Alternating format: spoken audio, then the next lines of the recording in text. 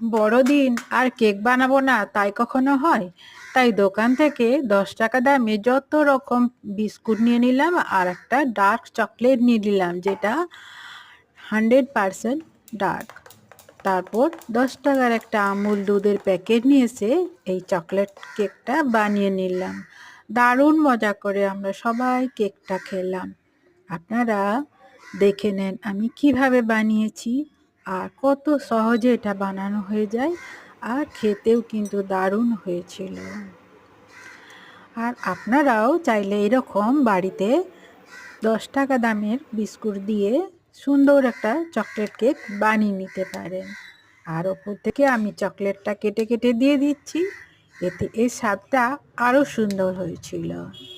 তা আজ এই পর্যন্তই, আবার হাজির হয়ে যাব। টাটা। চ্যানেলটাকে সাবস্ক্রাইব